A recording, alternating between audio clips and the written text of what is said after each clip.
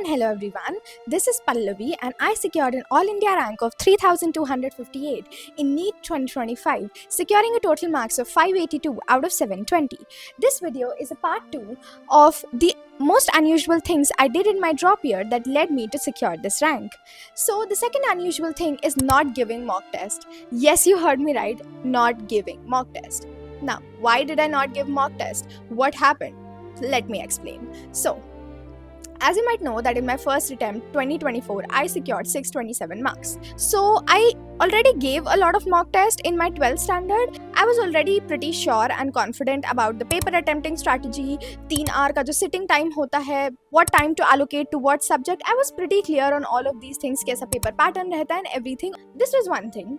Second thing is that जो NEET 2024 में जितना हंगामा हुआ था, I already knew कि 2025 का पेपर टफ आएगा. ओके, सो इनिशियली क्या था कि मैंने एक दो मॉक टेस्ट दिए थे कोचिंग्स में, just I took that test series. तो मुझे ये रियलाइज़ हुआ कि मेजॉरिटी कोचिंग वाले वही 2024 के पेपर पैटर्न पे चल रहे थे. मतलब कि वही इजी से क्वेश्चंस देना कि एनसीईआरटी की एक लाइन दे दी और 4 सिंपल ऑप्शंस दे दिए. तभी मुझे रियलाइज़ हुआ कि अगर मैं इस टाइप के मॉक टेस्ट देती हूँ फॉर नीट 2025 तो कहीं ना कहीं वो मुझे बेनिफिट नहीं कर रहे हैं, उल्टा मेरे लिए एक डिसएडवांटेज ही है, बिकॉज मेरे टाइम और एनर्जी वेस्ट हो रही है उसमें. तो तभी आई रियलाइज्ड कि हो सकता है कि ये मॉक टेस्ट मुझे उतने बेनिफिट नहीं करेंगे. So that is why I did not give any mock test during my drop year. हाँ, लास्ट में जो अप्रैल मंथ है, from 12th April to 30th April, daily मैं जो मॉक टेस्ट पेपर्स थे वो टेलीग्राम से डाउनलोड कर लेती थी एंड वही टाइमर सेट करके प्रॉपर अपने आगे OMR फिलिंग के साथ 3 आवर्स बैठती थी फ्रॉम 2 to 5. एंड उस टाइम पे I use to give mock papers. फिर चाहे वो जैसे भी हों मॉक पेपर्स दे लेती थी और प्रैक्टिस कर लेती थी. अब मैं इसीलिए मेन करती थी बिकॉज मेरे 2 से 5 के टाइम में मेरी बैठने की प्रैक्टिस हो जाए, मेरी टाइम मैनेजमेंट की एक बार प्रैक्टिस हो जाए लास्ट में just before the NEET exam. तो वो सेम पैटर्न के इजी मॉक टेस्ट दे के मेरा कुछ फ़ायदा नहीं होने वाला था, कुछ भी मुझे एडवांटेज नहीं होने वाला था, उल्टा डिसएडवांटेज मेरे टाइम और एनर्जी की वेस्ट होने का. तो मैंने नहीं दी, उल्टा मैंने अच्छे लेवल के क्वेश्चन प्रैक्टिस करी, इन डेप्थ बायो का रिविजन करा, इन डेप्थ केमिस्ट्री को पढ़ा और इनका मल्टीपल टाइम्स मैंने फिजिक्स का एंड बायोकेमिस्ट्री का भी काफ़ी बार रिविजन करा. As I said in my last video 3 से 4 बार full syllabus.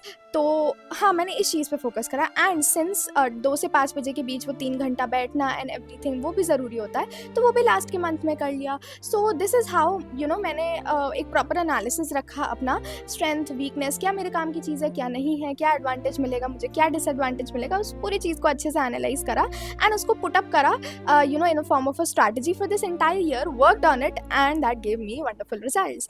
So yeah, that is pretty much it. This was the second unusual thing that I did. देखो क्या है ना कि मॉक टेस्ट का थोड़ा हाइप बना रहता है मार्केट में कि मॉक टेस्ट देने चाहिए ये वो, बट द थिंग इज कि मैंने उस भेड़चाल वाले माइंडसेट से नहीं सोचा, उल्टा वो सोचा कि क्या मुझे बेनिफिट करेगा एंड क्या नहीं करेगा, and the results are in front of you. So listen to me, this is a short disclaimer.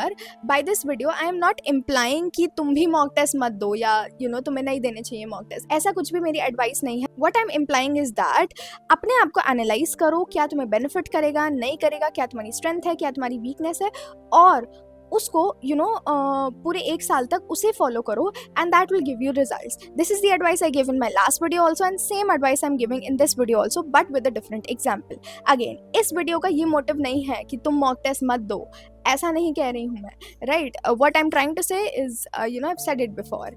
And also one more thing is that कुछ लोगों को मॉक टेस्ट देना ज़रूरी है बिकॉज उनके अंदर सेल्फ डिसिप्लिन नहीं होता है, उन्हें हर हफ्ते मॉक टेस्ट देने की ज़रूरत पड़ती है. और कुछ लोग होते हैं जो नहीं देते हैं मॉक टेस्ट एंड स्टिल उन्हें इतना रिटेंशन रहता है अपने क्लास 12th का कि कैसे क्या सब मॉक टेस्ट में करना होता है, एक्सेट्रा एक्सेट्रा. तो हर टाइप का लोग होता है, तो अपने आप को एनालाइज करो एंड उस हिसाब से एक स्ट्रैटेजी बना के उसे फॉलो करो.